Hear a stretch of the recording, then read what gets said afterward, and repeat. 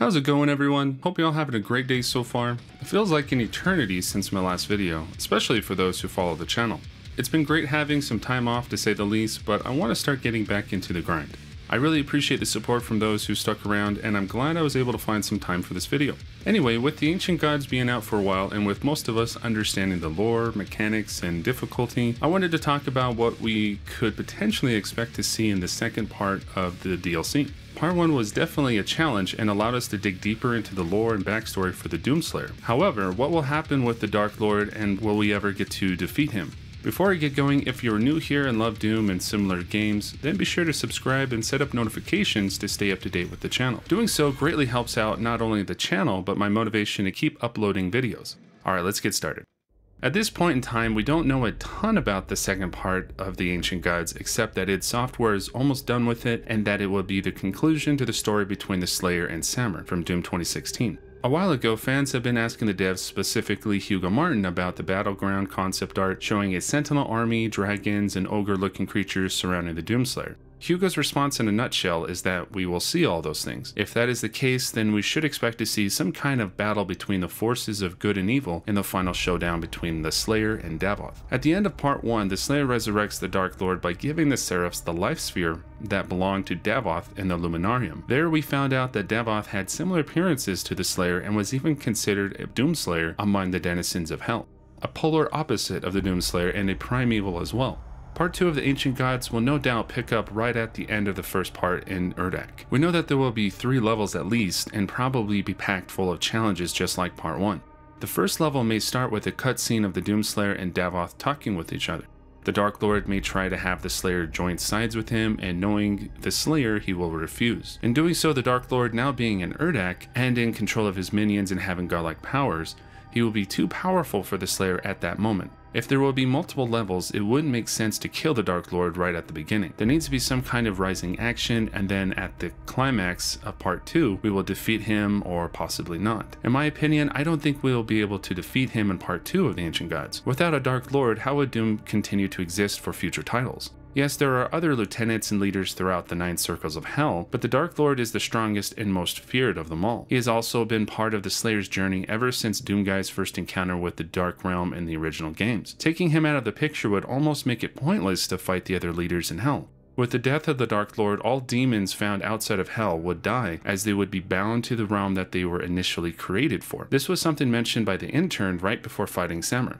With that being said, Hell would no longer be able to consume other worlds or even step foot outside of their realm. There would be no need for the Slayer to keep fighting an endless war with Hell. So by keeping the Dark Lord alive, at least until the next DLC or next Doom game, then there will be more possible encounters with the leaders and be one step closer to ending Hell for good. That would allow the devs to provide more content and expansions on the story, and in doing so, will make the next installment of Doom even better than the last. Something I think might happen within the second part of the DLC will be very similar to God of War 3. Doom already has a ton of similarities with the God of War series, and the third game in particular is not only my favorite one of the series, but may have a similar situation. At the beginning of the game, Kratos, working with the Titans, made his way up to the top of Mount Olympus, hoping to kill his father Zeus for the pain he has caused him in the past. Instead, his hubris caused him to be cast down by Zeus to the underworld and had to discover a new way to defeat his father. After many challenges, he was finally able to get back up to Olympus and put an end to the reign of Zeus. In the Ancient Gods Part 2, it could be just like that. After the first cutscene, Davoth casts the Slayer down into the deepest pits of Hell, forcing the Slayer to fight his way out, and while being there, he might come across other leaders of Hell and possibly the Wretch. Something that I've wanted for a while is to be in a part of Hell that had zero influence of Sentinel or Maker architecture or technology. In Doom 2016, we did get to go to parts of Hell that were regions that may have been consumed and not original to Jakad, such as the Titan's Realm, the Kenigir Sanctum, and Argent-D'Nur. In Doom Eternal, the only parts of Hell we visit are all part of Necroval, which has Sentinel and Maker influence. Part 1 of the DLC was definitely on the right track in showing us one of the oldest parts of Hell, the Blood Swamps, which would have been one of the first parts of Jakad that was created by the Father. However, I would love to see a part of Hell that we have never seen before. The direction that the devs have been going is to show us places we have never seen before in any Doom game, so there's still so many different locations we can discover. After fighting his way out of Hell, the Slayer could come across a Sentinel world that hasn't been consumed by Hell and is still loyal to the Slayer. Within the lore, after the appearance of the Makers, the Sentinels migrated to other worlds. The other worlds besides RipNtear we know of so far include Mars and Earth. Also, after the death of Grav, the Slayer lost all sovereignty to Sentinel Prime, making him an enemy to the Sentinels in that region. If the Slayer is even capable of raising an army of Knight Sentinels, they would need to be those who have stayed faithful to the Slayer or left the way of the Order of the Daig after the deaths of the Daigs and the Khanmaker. Plus, if the dragons are going to be in the DLCs, then they would have to be from another planet, as we haven't seen any dragons on RipNtear, at least any live ones. The ogre-looking creatures, though, won't be a part of the army, as they are actually just an early concept of the Atlands, which Emerson Tong, the senior concept artist at id Software, released on his social media accounts. So I guess no ogres then, right?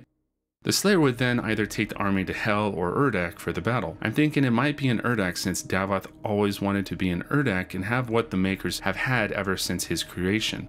Getting to Urdak would be a bit tricky though, since the Slayer wouldn't be in possession of a life sphere to travel there. That was the only reason the intern was able to send him to the Equestrian Holt, since the Slayer was in possession of a life sphere. So unless there's another portal somewhere, or the battle may just be something on the side, while the Slayer makes his way back to Urdak another way. The id Tech 7 engine is an amazing engine capable of doing a lot, but showing a battle between Knight Sentinels and the forces of Hell could be pushing it. Who knows, I may be underestimating it. Either way, it would be awesome to see the Slayer leading an army to fight the denizens of Hell, who are led by Davoth, and while the battle takes place, the Slayer and the Dark Lord are pitted up against each other for a boss fight that would no doubt be very difficult, yet memorable. With all that being said, I really wonder what will be included as far as challenges, new enemies, and the possibility of a new weapon. Throughout part 1 of the Ancient Gods, we were able to come across Slayer Gates, and then the new enemies such as the Spirit and Bloodmaker.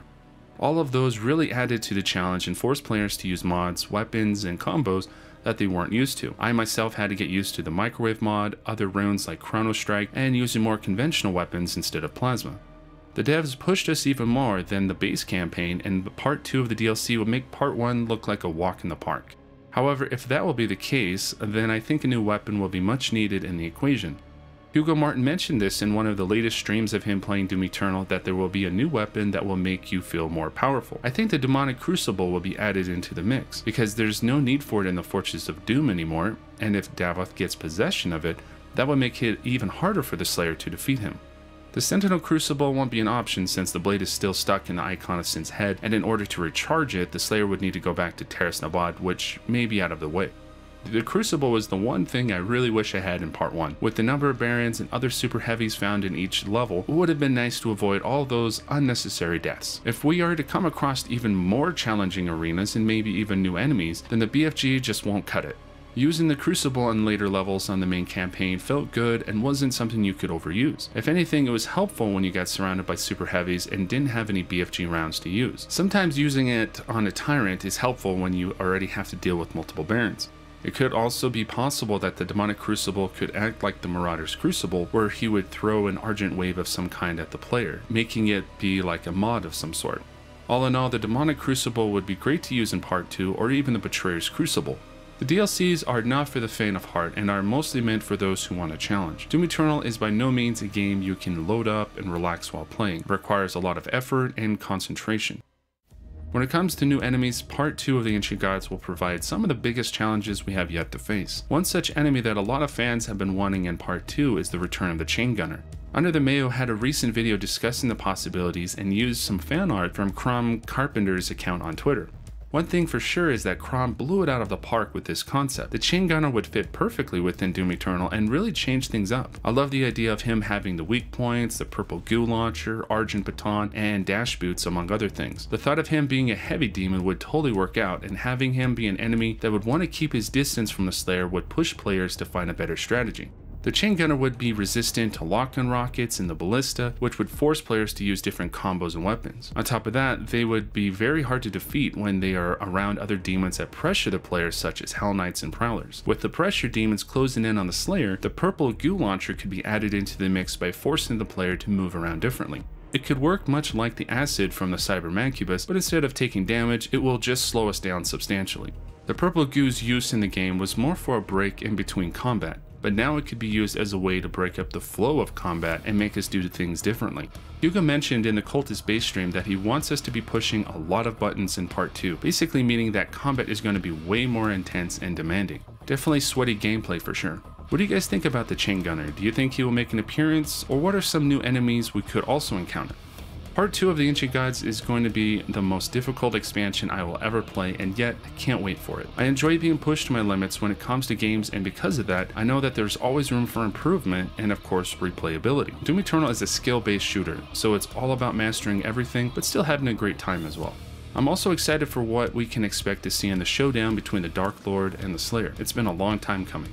Are you guys excited for part 2? Let me know what you think down in the comment section. I hope you all enjoyed my predictions for part 2, and hopefully some of the things I mentioned will be accurate. Like I mentioned before, I want to start getting back into making more videos, and if you have any topics that you would like me to cover, be sure to let me know. In the meantime, follow me on my social media accounts at RipNtear Gaming, which consists of my Instagram and Twitter accounts. Hope you all have a good one, stay safe, and don't forget to rip and tear. Peace.